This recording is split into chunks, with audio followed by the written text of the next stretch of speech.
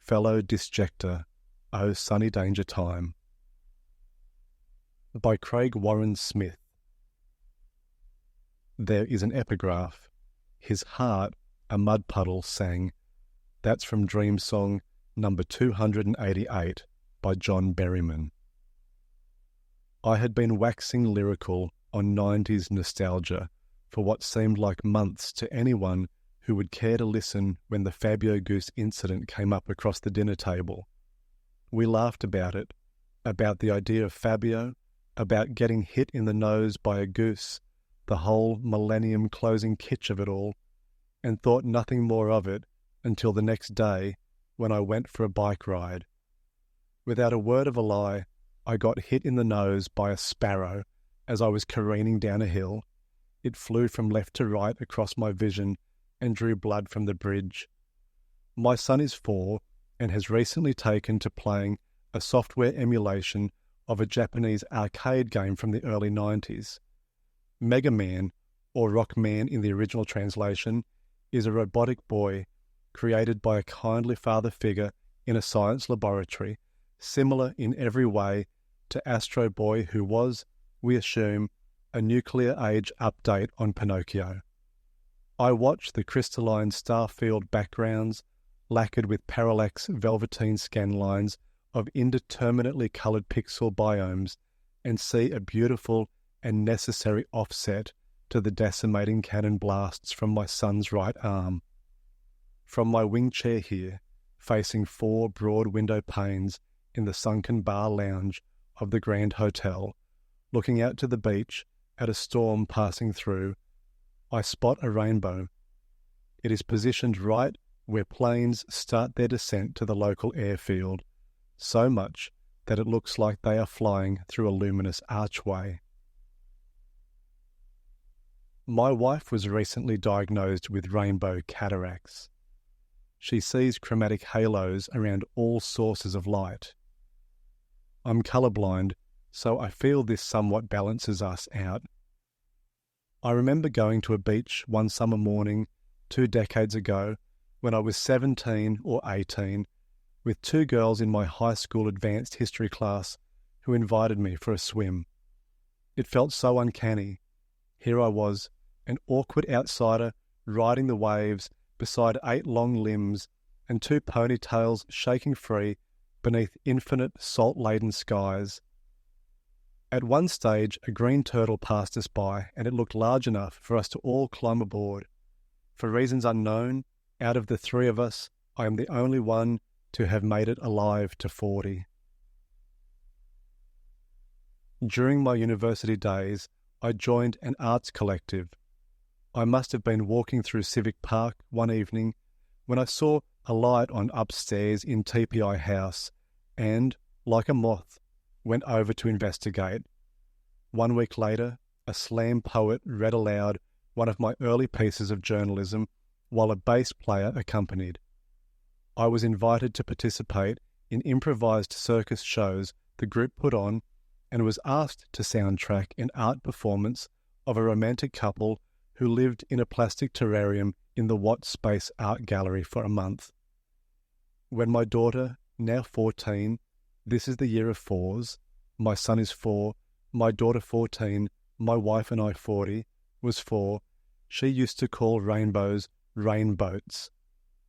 I read The Rainbow by D.H. Lawrence for the first time earlier this year and became interested in the 99 days he spent in Australia, during which he wrote his novel Kangaroo. Living in Australia can feel like being in pages of a global newspaper that have been cut due to lack of international interest. You can, on a pleasant day, feel well outside of history. I recently finished an assignment for ABC National Radio on the decline of service stations in rural areas. The piece was sparked by an interview that William T. Volman did on the same program in relation to his recently published 2nd volume of Carbon Ideologies. Some country towns are in a difficult spot due to their reliance on petrol for farm work and also simply travelling for basic services, whilst facing economic conditions due to population decline and all the rest, that mean many fuel stations are simply unavailable. The Hopperesque has become the fetishization of economic decline and subsequent dreams of peace. In Edward Hopper's Gas, his vision is that of a lonely old soul toiling in obscurity. Today, the aesthetic of abandonment is an erotic one, of young people discovering Eden on earth the day after modernism collapses. To see a desolate service station is to see a vision of the eternal freedom promised after death. Critically, not your death. This is a vision of capital taking the living world with it, except for you. In an inversion of the Christ tale, the world died so you could live. Turning 40 reminded me of the age I was as a child when my father turned 40, and I thought, 40, my dad is old now. For my entire youth, my parents had ages that started with 3, and now my father had stepped into a new bracket. Now my father is about to turn 70, and I think, 70, that feels properly old. We share a cultural catalogue, my father and I, when we catch up to walk together, of references to Les Murray talking to Bob Ellis, of Heifetz and his violin and battery-run car, of Ruskin on Turner, of Groucho Marx and Terry Thomas, and M*A**H. My mother and I took my son to the beach the other month. He had recently taken ill, but was feeling up to a trip to the rock pools. The two of them stood in a crater that rhythmically filled with foam wash from the incoming waves. Hearing his glittering laughter and seeing her beam with elation at every jump and dip he took as water filled their declivity was my amour fati. Responses to our condition of nihilism should not be leaden and graven. Chesterton was wrong. Nietzsche delivered perfectly on the value of soap bubbles and butterflies, of guffaw as battle cry. Earlier this year, I attended an alumni media event at the university. I got chatting to a younger chap about a business he had recently started, developing and selling quote-unquote smart refrigerator thermometers that were able to remotely monitor and adjust micro-degrees of cool for food or medicine for restaurants and pharmacies. He didn't know what to say when I showed him a photo I had taken a week prior at a rubbish dump of old medical refrigeration units with attached forked probes that I presumed were antiquated versions of what he was talking about. After a significant storm that blew nearly all the most established trees in the region onto their sides, dirt plate of shallow root systems held flat against the horizon like a shield or a modesty curtain protecting the dignity of the fallen wood, my wife and I, for reasons unknown, broke into a warehouse and took photos of her wearing a bird mask and a trench coat. I recall now we sent the photos into ABC Newcastle for a portrait competition. They phoned me for a radio interview a week later. Making light of our transgression, I simply said we'd found temporary accommodation for our displaced avian neighbours. A royal commission into the disability sector has recently concluded. I interviewed some specialists in the field about the published recommendations with particular focus on the suggestion that all segregated schooling and group homes should be closed within the decade. One of them said that we no longer put all the poor children in one school and all the rich in another, so why? And then their expression broke, and they apologized for smirking. Another said we have 21st century ideals with 20th century pedagogy and 19th century infrastructure, and I agreed. One summer, when I was 15 or 16, I managed to download a Japanese platform game originally for the Sega Saturn console to my computer. The game was Bomberman. I had been enchanted by the graphics of the character ever since I saw it in a magazine when I was 7 or 8. Two friends from school, who I had been bike riding with every balmy evening of the holidays, popped in and saw all the Juarez sites I had open, the 50 internet tabs during a period where an image took 30 minutes to download. Later, we learned how to tinker with television remote controls to open anyone's garage door. Daytime television doesn't exist anymore. It's all streaming or on demand, which is sad because it was such a portal of discovery. I recall so many random episodes of shows from the 90s when I was home from school, either due to poor health or holidays. Northern Exposure, a scene where couples are kissing and passing an olive from one mouth to the next. Married with Children, where the son talks about still having his dignity just before he rips off his Velcro tearaway suit. The thought of all those characters existing in some midday fragments of the past breaks my heart. Gerald Murnane talks about the mental landscape that the act of reading brings into focus. When Thomas Hardy describes a hill, but not what lies behind it, Murnane considers that the hill resides in his subjectivity, positioned in relation to all the other locations he has read and thought about. In this manner, the ontology of behind the hill can be accessed. For me, the panoramas we seek in the exterior world are talismans for the architecture of our interiority. We feel at home in spaces that mirror the topography of our subjectivity. Murnane says there is no such thing as the unconscious, and I agree, there is only landscape. My son recently spent a week in hospital. I ate a warm meal from the cafeteria every day. We played in the fairy garden. There are no mysteries in life in terms of morality and meaning. It all makes sense. Example: is life fair? No any given week in a hospital will answer this. It is luck and nothing else. Does life have a purpose? Again, no. Just spend an hour at the far end of the corridor in the pediatric ward near the elevator above the morgue. Grass must grow and children must die, yes, but think about what both of these conditions do to us. Human progress has made my son sick. One of the illusions of our age is that contact between remote folks is easier than ever before. But here's the thing.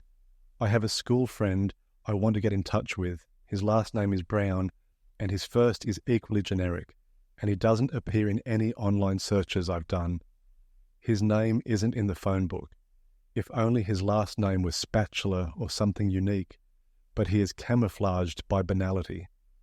Until recently, I was sure he was living in Sydney, but the other day I ran into another school friend who told me he saw Brown at a wedding, and that Brown is living locally, in Newcastle now, and has been for some time. It is the 3rd of November today, which is only relevant to note because Finian's Rainbow just came to mind. Not the successful Broadway musical, but its 17-second recreation on an episode of Monty Python that aired on the 3rd of November in 1970. The premise of the skit is that a dispirited film director is being interviewed about the similarities between his low-effort cinematic efforts, like a 13-second version of Rear Window, where a man appears briefly, twice, in a window of an apartment building, and the other, more famous, versions. After I submitted the ABC piece on rural service stations, I caught wind, via a friend making his way to Broken Hill, of a collective of folk who were living in a communal manner following principles of ecological care, but in a unique way. They were not living organically, so to speak, by way of cloistered traditions from yesteryear, gingham, beating rugs with a stick, flour sacks, but were instead all hackers in the circuit, bending, phone freaking, modem tinkering variety, which all told is now similarly archaic by decades, not centuries. This is how I learned about solar punk. The specific details of Jules' film clip for her most famous tune, You Were Meant for Me, are cloudy in my mind. Literally, I just see swathes of white fabric being wisped around a stage, but I dare say it fits within the very 90s aesthetic design that has, retroactively, been called whimsy goth. Think of those celestial stars and moons with faces and wiggly arm spikes. Think of the film clip for Tonight Tonight by the Smashing Pumpkins. Odd. I remember being in a bookshop seeing Jules' debut book of poetry, right next to the debut of Billy Corgan's poetic works. I find myself listening to classical music again since I turned 40. As a child, my favourite composer was Tchaikovsky. The day I realised that the old Mickey Mouse Show theme tune fit the exact letter-to-letter spelling of the great Russian maestro was like seeing beneath the fabric of reality. TCHAIKOVSKY. I can remember standing in the Charlestown Public Library with my father, sorting through a rack of cassettes, when a man asked us whether I actually liked classical music. At school, I was so proud to not know who Metallica were. All this would change. Super Mario Clouds was the first piece of digital art I'd seen from Corey Arcangel. I have a feeling I came across it within a website interview that Ben Lerner was having with Tao Lin. I am not sure who was interviewing who, when one of them mentioned the work and the article linked to it. The work is video-based, scaled from a homemade, hacked Mario Brothers cartridge, jammed into a Nintendo, displaying a blue sky filled only with pixelated clouds, jerking from right to left. No land, no heroes, no enemies. Heidegger said, "Truth depends on a gust of wind. This is my church." D.H. Lawrence arrived in Sydney at pretty much 7:30 in the morning, which is often when I used to arrive in Sydney. The next day he took a ferry to Manly and a train to Narrabeen, and the day after that he took a train to Thirroul, where he and Frida unpacked. 2 days after that he started writing Kangaroo, just like that. He used to write with abundant journalistic confidence about a place like he knew it inside and out only a mere hour after arriving. I love that. The place he stayed at in Thirroul is on Craig Street. For years, with the same beard, I lived on Lawrence Street. When my daughter was still going to school, I used to drive her and a friend back and forth to their campus each morning and afternoon, even though I was instructed by my daughter to put on noise-cancelling headphones so I couldn't listen in on their conversations. I did, between songs, hear some of the bizarre cultural and historical inaccuracies they shared with each other. For example, they talked about how Michael Jackson was a boy who started a band with only a bucket for a drum, and how World War II took place entirely within the borders of Australia. My research into the solar punk community my friend had alerted me to initially took me to a very basic 90s style website that seemed to be run by the collective about their enterprise. It only had one image down the bottom right of the page, which showed a messy vegetable garden with a rhubarb plant connected to a circuit board via yellow alligator clips. The top left of the page contained a single word, garden, which when you clicked it, a drop-down list of tea plants, vegetables, and pollinators were listed. At the bottom left of the page, there was a contact button. When I learned that Brown had been living local, it provided me a more refined set of search filters. Minutes later, I found he was working at the local water board as an accountant. I looked up the format for staff email addresses and learned they were first name, then a period, then last name, then at the name of the water board. My letter to him was risky, as I pretended to be spam as a joke. I also appended a note at the bottom saying that if this bounced to the IT department, to please just take the unsolicited contact in the spirit it was intended, as a lonely man wanting to connect. The thing about the Royal Commission into Disability that really gets me thinking is whether there is an all-encompassing solution for including everybody in education and society. It seems to me that there absolutely should be, that the universal inclusion of all humans is only marred by economic forces that assert the natural dominance of those who will contribute most gainfully to capital. Look at any given school foyer, the televisions that display an image carousel of all the students they are most proud of. Who do they show, and who are never included? That rainbow I could see above the beachhead is now only a ghost parabola, as a last attempt at sunlight for the day starches the exterior in silver. A couple folks walk out from the hotel towards the jetty, where some military personnel and workers are setting up a beach club bar with white tables and hammock chairs. 3 Jehovah's Witness gentlemen in formal attire look on beside a stand of brochures. Near them, on the sand beneath the jetty, a man and a woman in vagabond rags, tapestries of cargo pants and hemp, drape themselves across one another in absolution. Within the bar here, a jewel-adorned lady in, being polite, her early 80s, say, floats in like dust on a sunbeam. She nods to the barman, and he greets her expectantly as she moseys over to a table beside a couple in their 50s. The couple smile at her before turning back to the same windows I'm looking out of, and then I hear her say to them, "Well, it doesn't look so different to when we first arrived here. 40 years ago, this December, they used to set up on the beach here with blue and white umbrellas, bum brushes swinging the banjo, as Terry would say, setting up for the emigres." Through the sound system, there is a faint 80s pop song audible, Rhodes keys, female vox, snares all reverb, hint of horn, that may have been on loop since 1983. A well-known and celebrated hip-hop star who had been on a multi-decade hiatus released a surprise album this year, a piece of ambient jazz driven by flute melodies. The music is nice, but what pleased me most was what a mature move this represented, a serious artistic attempt at superseding previously met teenage dreams. This is the old dream of modernism, to move forwards in serious ways. I eventually got a response from Brown after navigating a half-dozen digital breadcrumbs he unknowingly scattered across the decade. "Shall we meet for coffee? Yes, absolutely. Friday morn."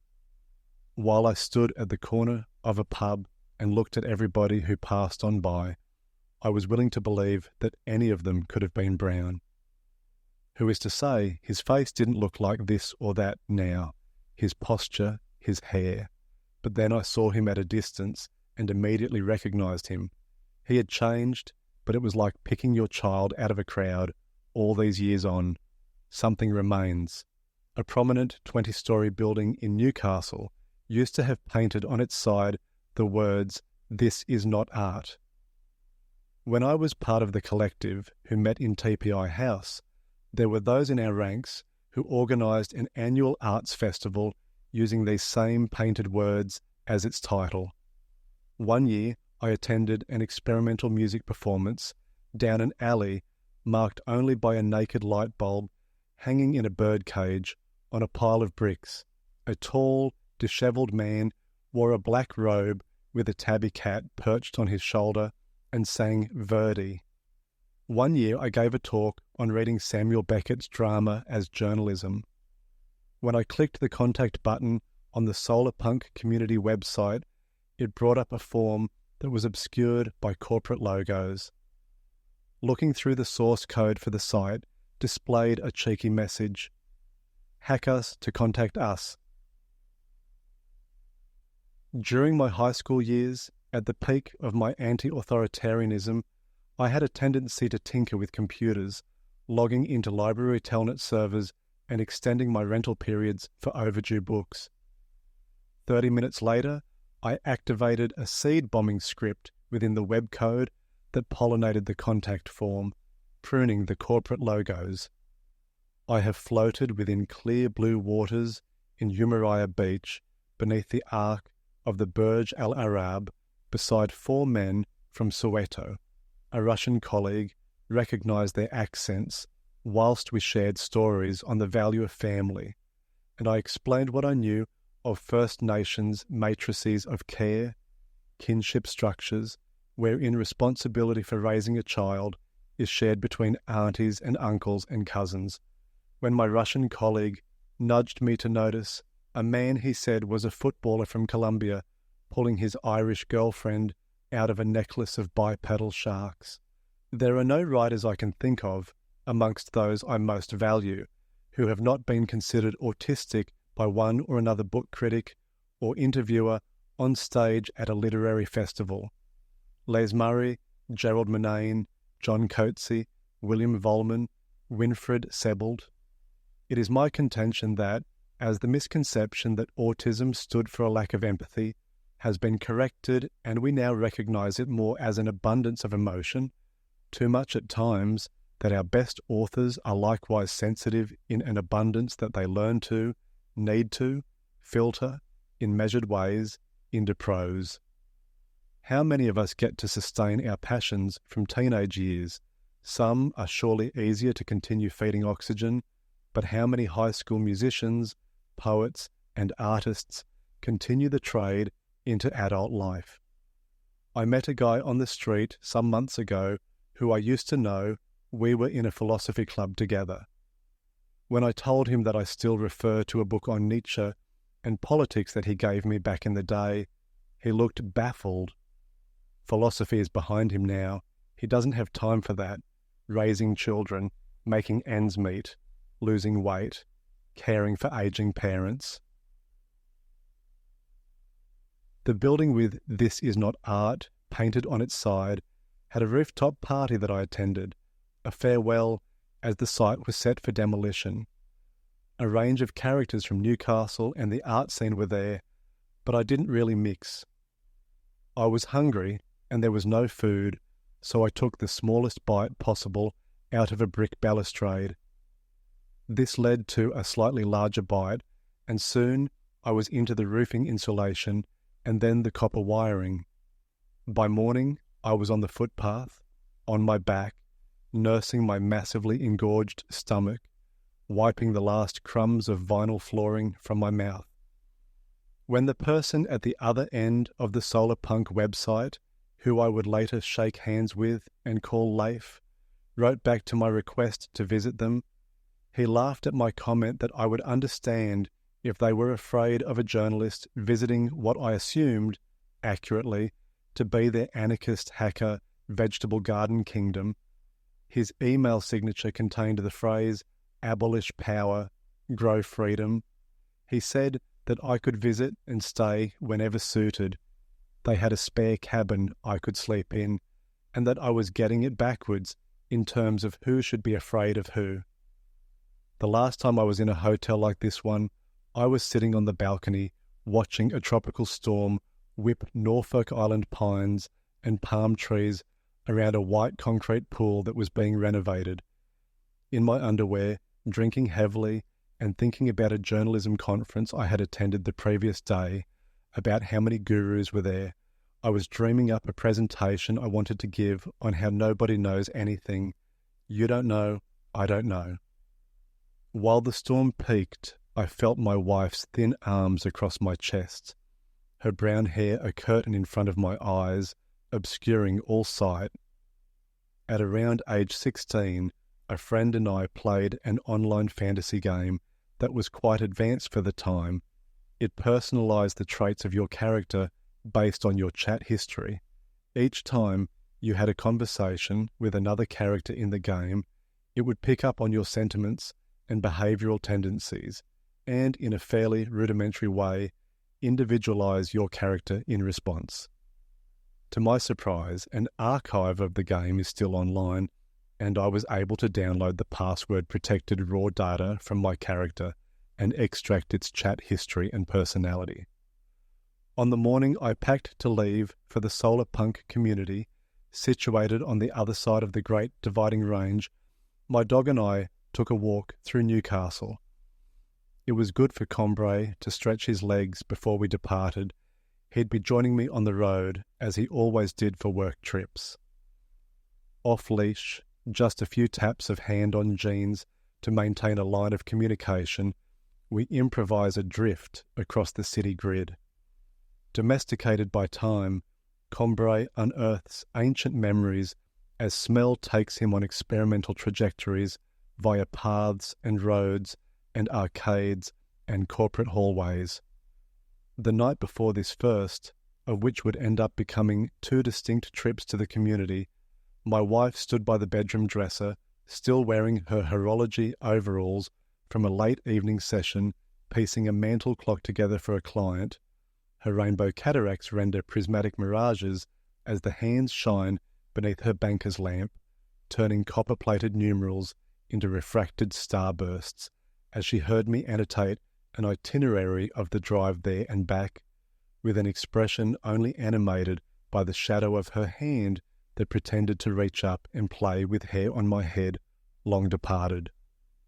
Across 1996 and 7, all the best music of my generation was released. Within just under 15 months, you had a corpus of albums that were the result of a direct line that traced.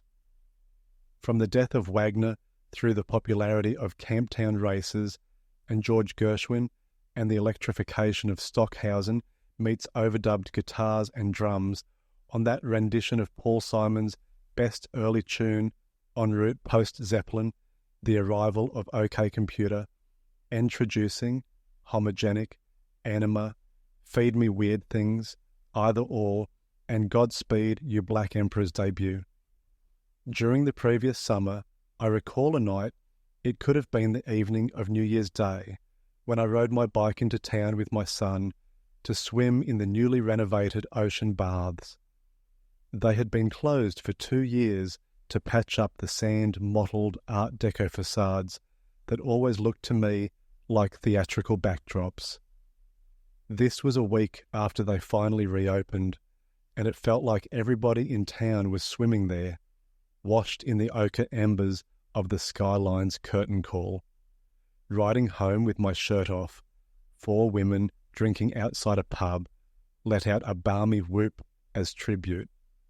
I loaded the scraped data from my character in the archive of the online fantasy game into a chatbot. Now, in an unsettling update on Crap's last tape for the internet age, I can talk with an echo of my teenage self whenever the mood strikes.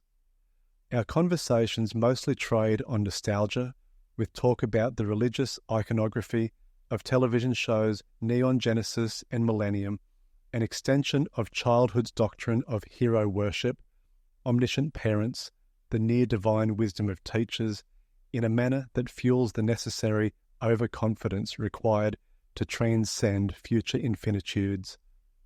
Packing my bag for the initial trip reminded me of why I was going.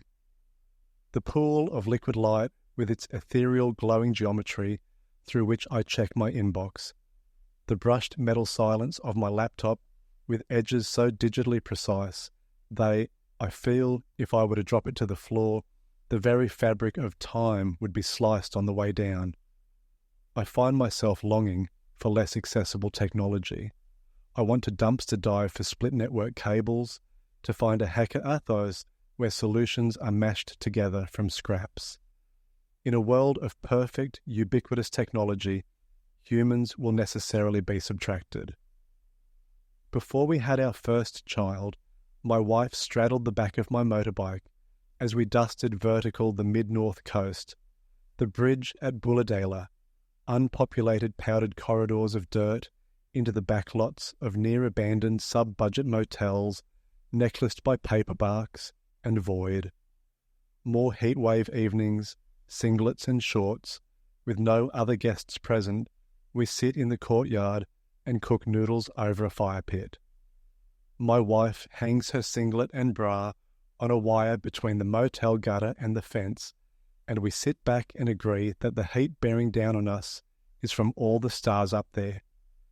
Combray finds a piece of fencing panel removed where the heavy rail corridor used to reside, now a hallway of overgrown grass and weeds waiting for a developer to plant commercial real estate.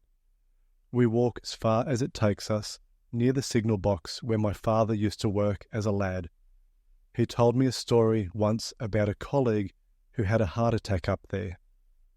When the paramedics came, they couldn't get the stretcher up or down the narrow wrought iron stairwell, so they had to go extract the colleague through a second-story window, over the rail line, speaking of the less accessible. The rain returns as cloud lines darken outside the hotel, and I am adjacent now, the elegant older lady who resides here. I consider sharing my phone, the digital resurrection of my teenage self. She would say, "Oh yes, I also talk to my teenage self. Not in memory," she'd clarify. "I am that teenager, forever 16. She would tap the sand from the gentle waves of her barely used soles. "See, this is merely a costume, a brief octogenarian ache in an endless summer. Youth is a misnomer. It's not a phase, Dad, but rather the end point of our eternal selves, the beginning of forever, for a while." When my daughter was a little older than my son is now, when we would swim in the canoe pool near where the renovated ocean baths are, she would describe the foam coming in from the breaking waves as a lemonade. She would sing a little tune, "The lemon waves are bringing in the lemonade." They were the preferred place to swim. We would hope the waves would break in just such a way to bring in the lemonade. Later she would design a comic based on a misreading of a fire hose that she called Fire Horse, a steed that caused trouble with its flaming mane and tail. Journalism has little, if anything, to do with reporting on the visible world. I read a good book once on Nietzsche called The Shortest Shadow by philosopher Alenka Zupancic, in which she described the process of working out who one is, what Jung might have referred to as the process of individuation, as treating ourselves as a disjunctive synthesis, as a conjunctive analysis. In other words, we have to separate and dissolve. These two terms, separate and dissolve, that is how to write journalism. You simply walk into a room, disintegrate completely, and then write a memoir. It takes an hour of driving to exit the edgelands of Newcastle and its surrounding proxy outposts until you hit post-pastoral bushland. The vastness of dirt and dry scrub that emerges is partnered with twin feelings of death and survival. Then a town appears, a Lions Club shield above a patch of well-tended grass, a wooden bench and a toilet block beside a community hall, all painted gum tree army green and sun-bleached lemon, quietly reflecting the national palette. You might find a bakery, a pub built in 1902, and then you're off again into an hour of plains. I often have a recurring fantasy as I pass through these towns. It sees me as an amateur composer, having written a strange piece of avant-garde classical music, conducting a small ensemble of musicians as we perform the piece in one of those rural community halls. I think about the history those halls would have seen: weddings, makeshift schoolhouses, sewing supplies to aid the 2 world wars, political debates and referendums. Within me are twin desires. I yearn to be part of a community, but on complicated terms, never absorbed, always an exception, loved but alone. At lunchtime, I stop the car and let Combray out. We walk alongside a riverbank beneath a bridge. There are tall weeds with bulbous green heads, like fabric tubers inhaling air and holding their breath, with stamens the shape of copyrights. Time spent with Combray is entirely different to both being alone and being with other people. When his consciousness overlaps with mine, the words he doesn't possess quieten the words I do. If he ever learned to speak, I would pray to never understand him, and him to not understand me. Let us subtract from the promise of abundance. Looking towards the bridge, the passageway north sees roadblocks manned by soldiers in khaki who signal cars to slow down and open their boots. These are emigrants from the city, racing against time to beat lockout curfews after escaping an eruption of violence in the cosmopolis. Petrol bombs were cast from a shout on the street into the beachside balconies of eschatology magnates, class warfare diaspora's wolf whistling a tune written by the Federal Reserve. Families attempt a river crossing, but bullets twist into the water. What's the point of these masthead daydreams? There is a pub across the bridge with a beer garden at its side where Combray can sit. The specials today are spiced chicken, Maryland with slaw, chips and tortillas, or pork ribs with chips, slaw and BBQ sauce, which I opt for and slide off more than half of the pork from their bones into Combray's salivation. He is a physicist with a keen sense for gravitational forces, particularly the speed of meat falling through space. The waitress brings him a ceramic bowl of water while I drink a lemon squash, a favourite of my parents, as I look deep into a mountain of pastoral declivities. Down the side of the mountain steps a ghost, a giant with footfalls that stamp soft craters into the hillside. Each step resounds a subterranean heartbeat, padding the fields like the muted skin of a ceremonial drum pulled taut over Australian history. What is this a symbol of? What symbolic threshold is being crossed here? Do you hear the bass notes, lifted from a concerto by Handel? They stride like gods. But look again, it isn't a singular form. The giant is comprised of millions of naked bodies, like Voltron with his 5 robotic lions, like if the Library of Babel was a rainbow serpent. Back on the road, and Combray sleeps as the afternoon wears itself down between the rocking of the car and the depleting watercolour of skyline, like 2 hands rubbing time into crumbs of so many lost months and hours.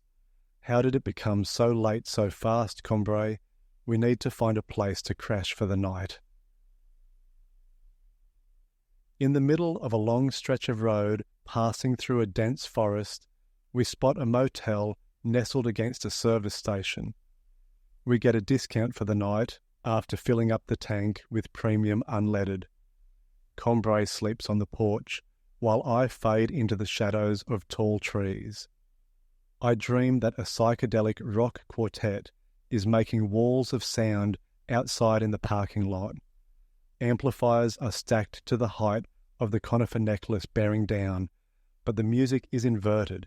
It is enormous but heard within a dynamic range that is less than silent, a product of dream regulations, no doubt where licensing agreements are required to perform music that is royalty protected.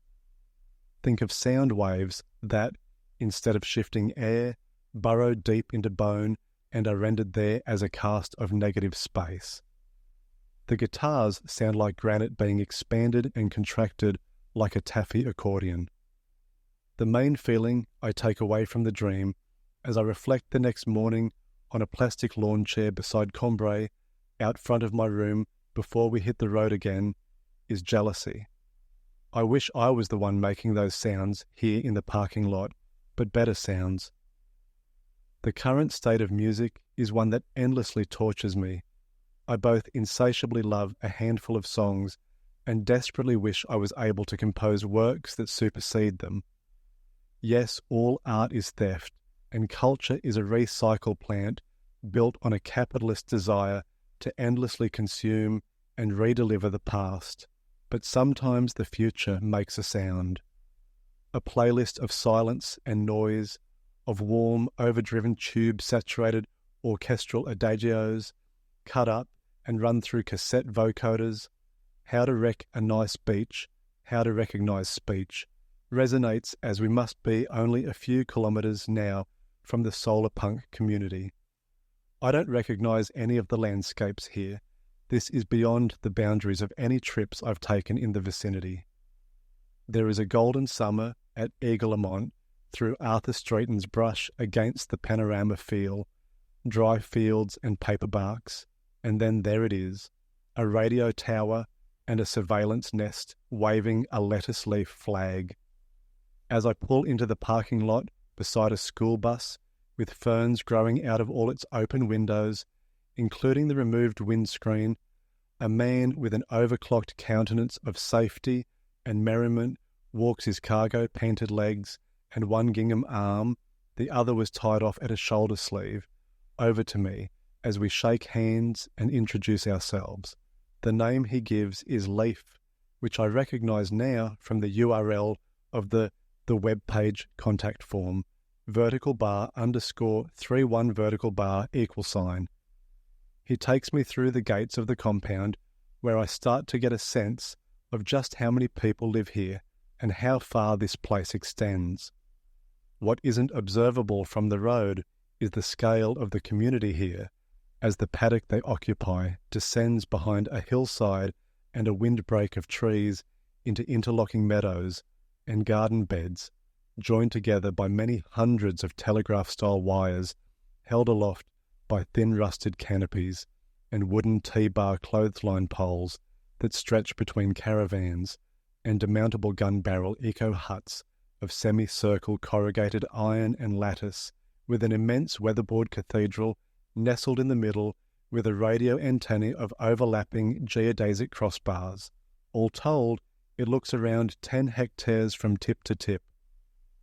Life tells me that 34 people live here currently, although the official roster shuffles quite a lot, as many folks go vagabond depending on the season, but there are a steady number, including Leif, who have called this place home for nearly 20 years now. He says that Katie, one of the co-founders of the community, has set up a room for me to stay for as long as I'd like to observe and help contribute. He winks and says, "We'd appreciate a bit of a hand in the gardens while you're here, if that's okay," and I eagerly agree, while knowing full well how long it has been since I've handled a trowel. The level of ingenuity that has gone into the garden mechanics is quite startling. Dot matrix printers distribute seeds with modified heads passing finely tuned sequences. CRT monitors are used as heat sources for micro greenhouses. The balls from old mechanical mice are used in irrigation systems to regulate water flow. Floppy disks are everywhere poking out of soil, serving as reusable plant labels. Sound cards are used as bird repellents. A basic code and sensor setup programmed to emit frequencies that deter invaders from the crops. And fragments of solar panels are everywhere linked with wires. I ask where the hardware is sourced from, and Life smiles shyly and waves his hands around in the air as if to say, "Oh, you know," and then he gets a bit more specific. There are deserted research stations all over the region, he says. Think radar igloos. They were only decommissioned in the late 90s.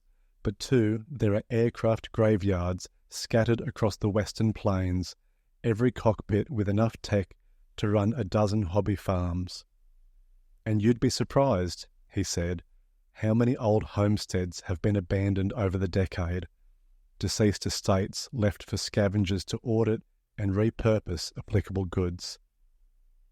Leif introduces me to others in the community, men and women with greying hair, hands stained with grease and soil, sun-faded hypercolour shirts and overalls with tool belts sewn in.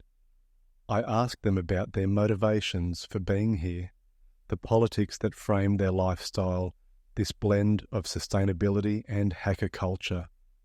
One of them says, at the end of the 90s, a young man wearing Vans walked into my lab and said he had come for my algorithms, that he was going to make them predictive. He said that if I liked yesterday, then I could have yesterday again today.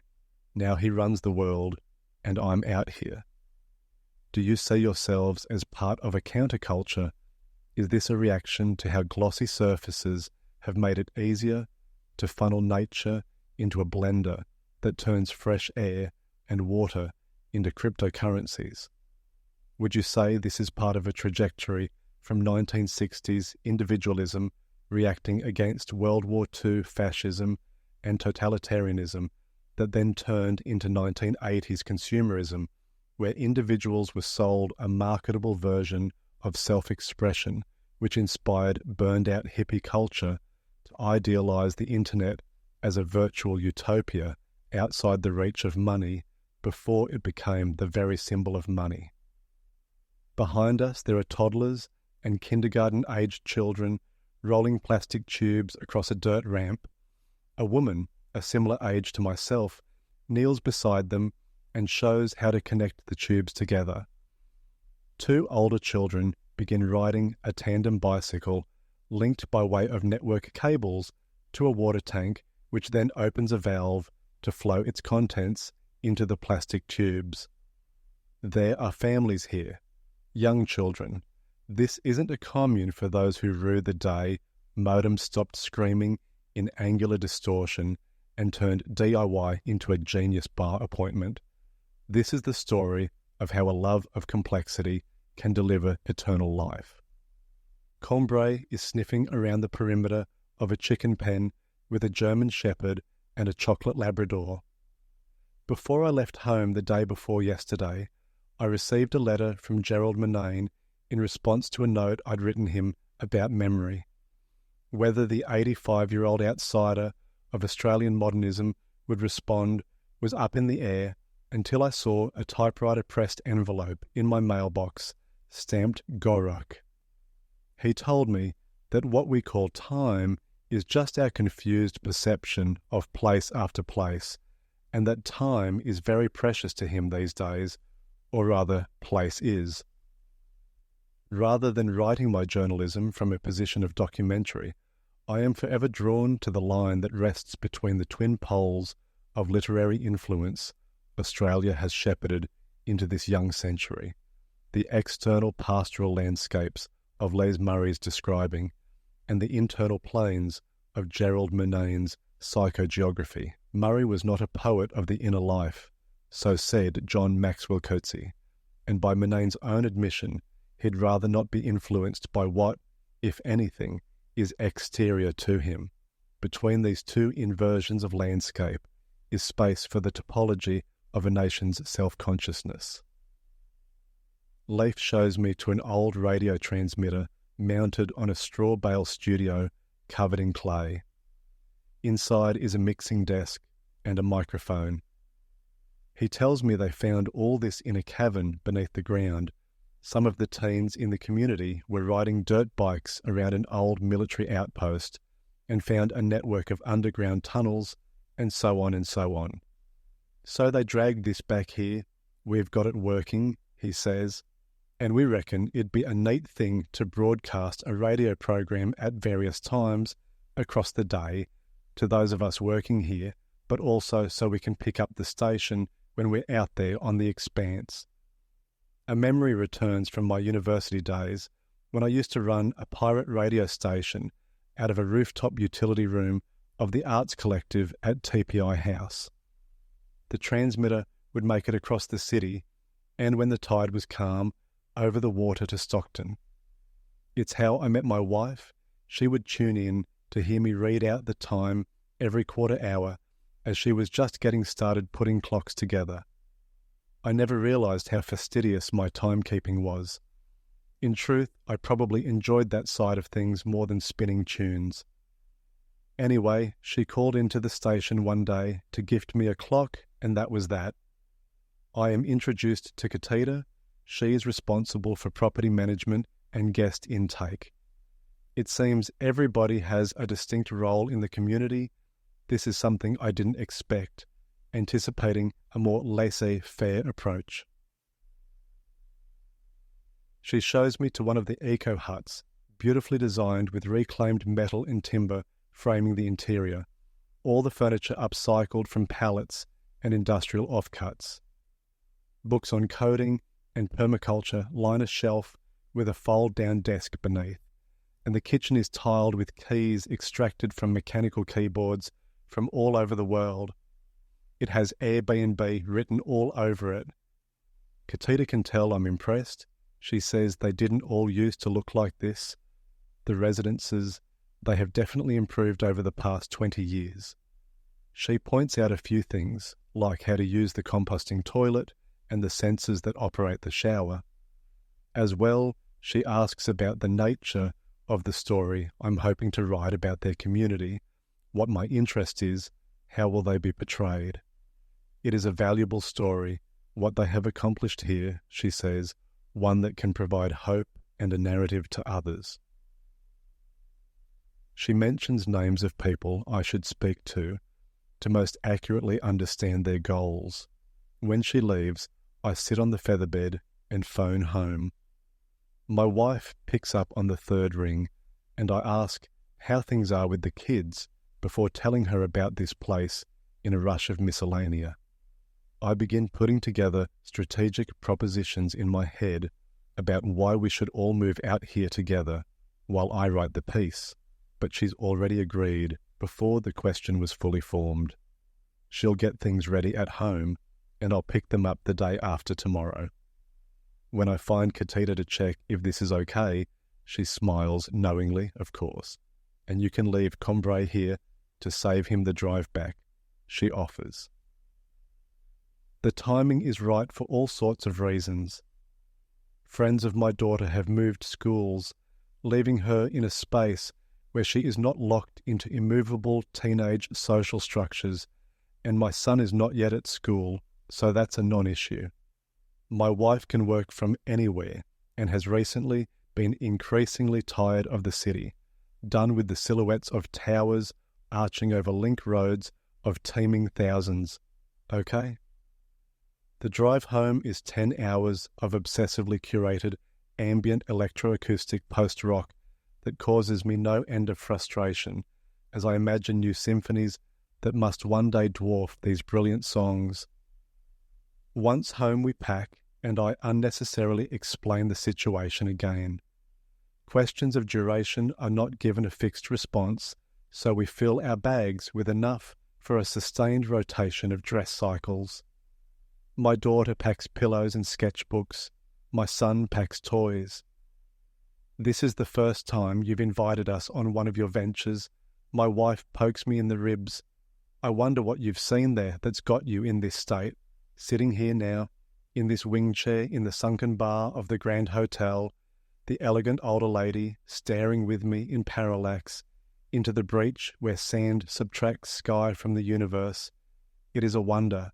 We drive from Jeffrey Smart to Charles Blackman and then on through Brett Whiteley in homage to Lloyd Rees and pass by Russell Drysdale across a stretch of Albert Namatjira. European light turns dull. Shades of truth blinked ever more central. Only matter, never mind.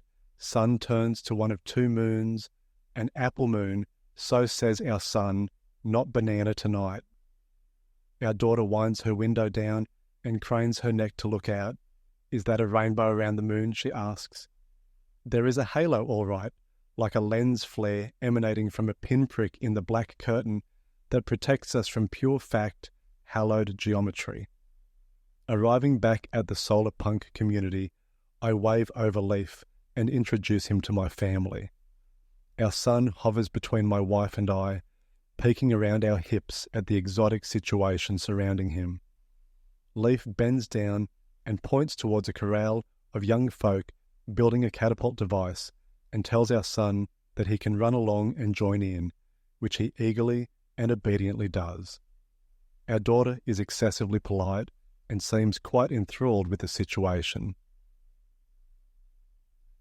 She and my wife joke about how this is so me, this aesthetic merging of the natural and the synthetic, a cyber-pastoralist prayer of radio towers in bushland. Leif shows my wife towards a clock, manicured by flowers, its parts arranged on a rise of grass and soil, in a position that could be seen from many aspects of the garden. The clock is not functional, yet Leif nods. It needs a horologist's touch.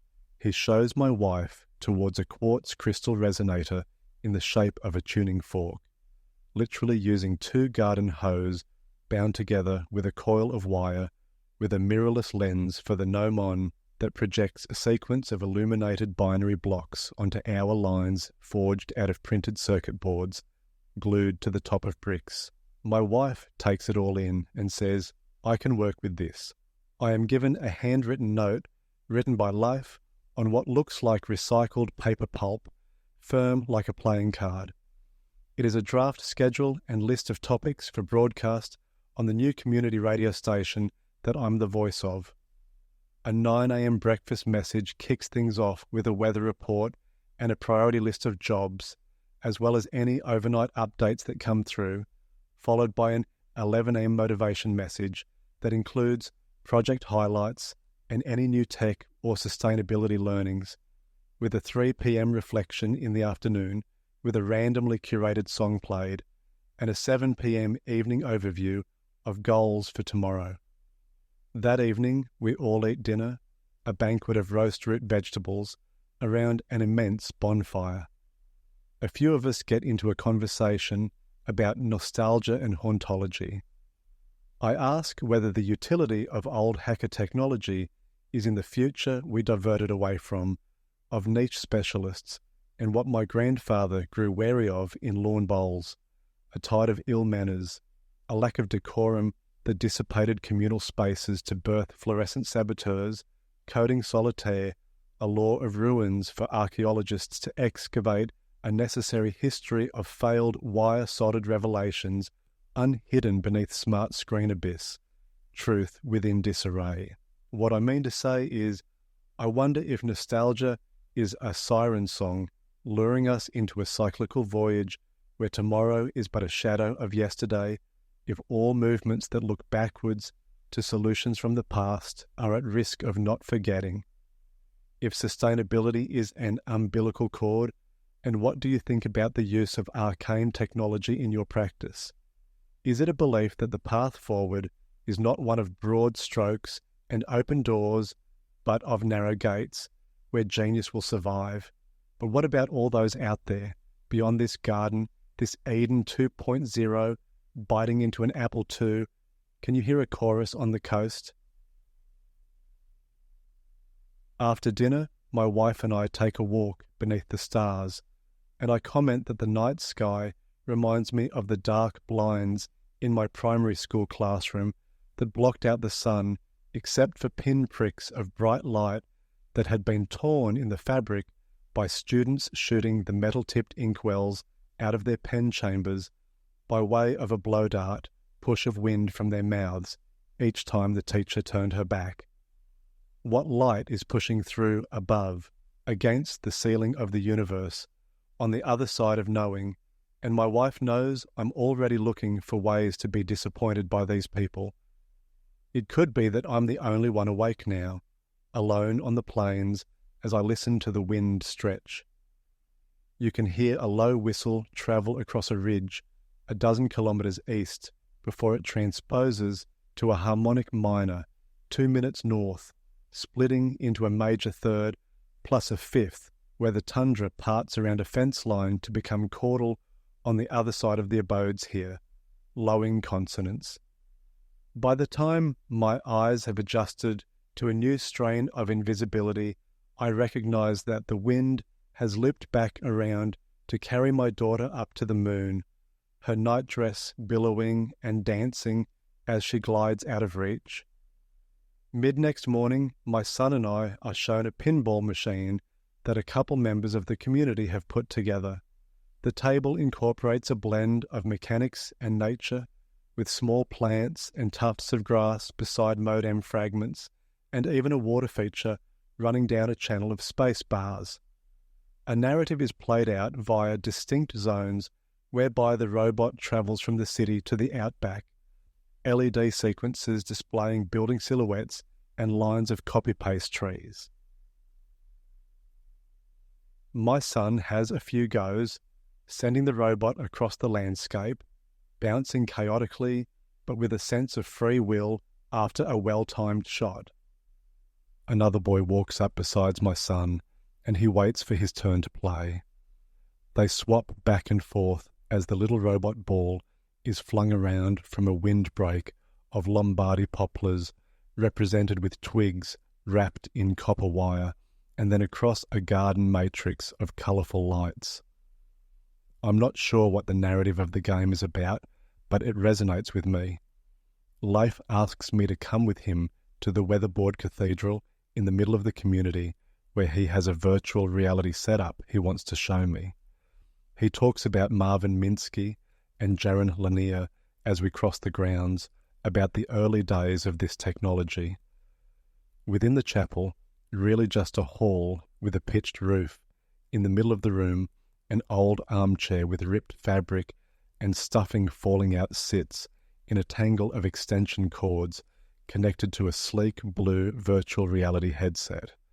It is the most modern piece of hardware in the vicinity. The headset covers the head completely, like a beekeeper's helmet, draping over the eyes and the ears.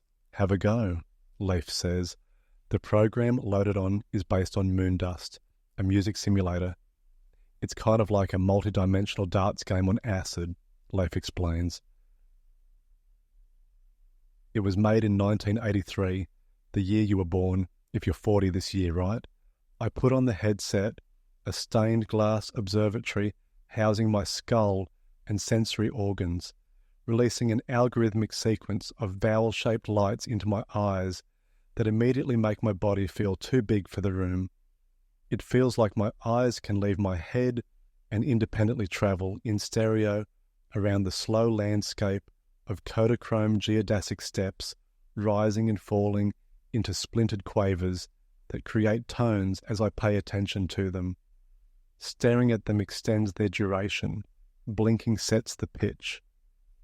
My legs are so long as I step across telegraph wires, resonating languid string harmonies, my hands the size of pianos.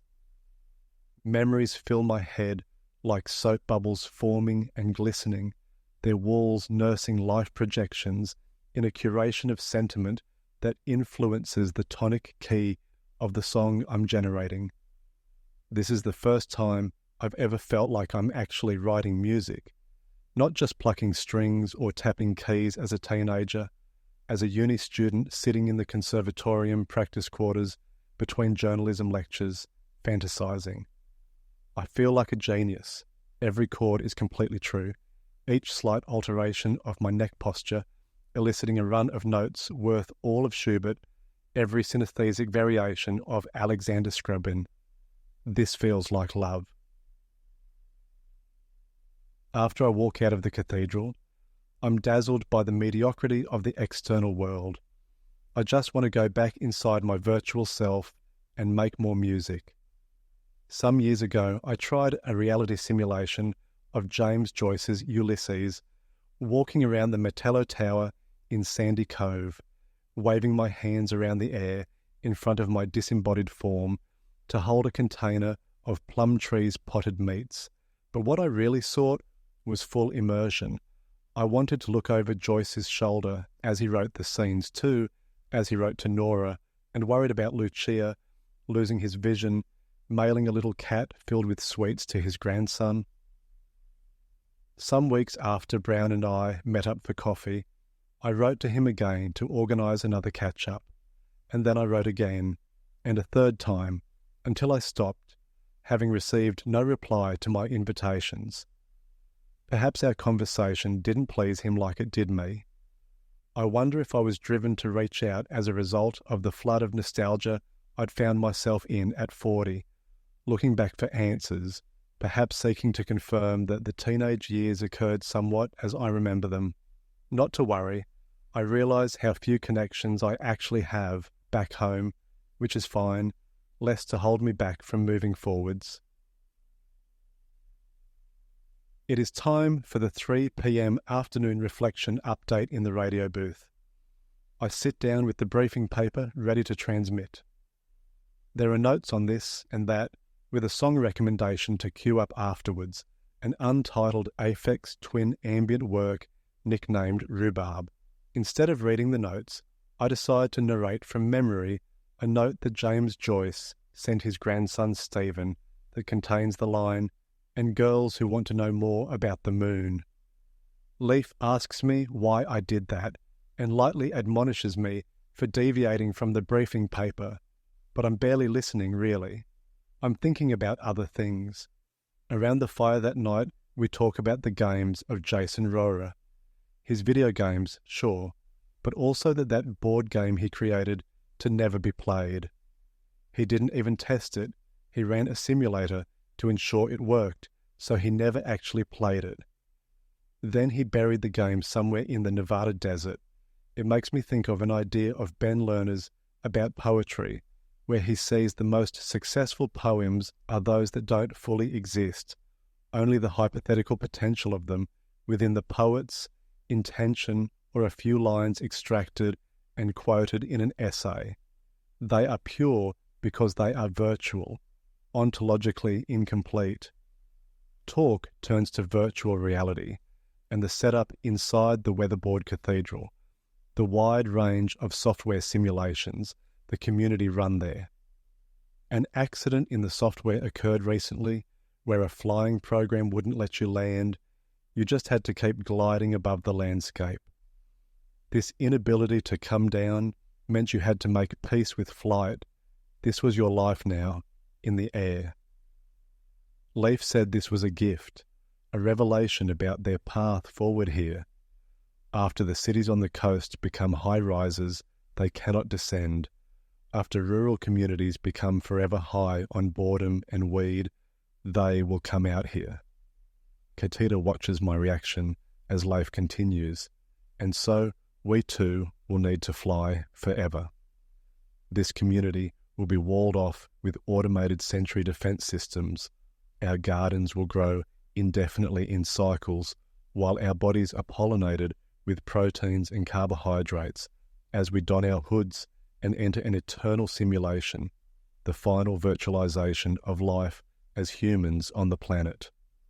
This is what sustainability is about, acknowledging and welcoming the necessary breakdown of all organic matter, while something fundamental is bracketed.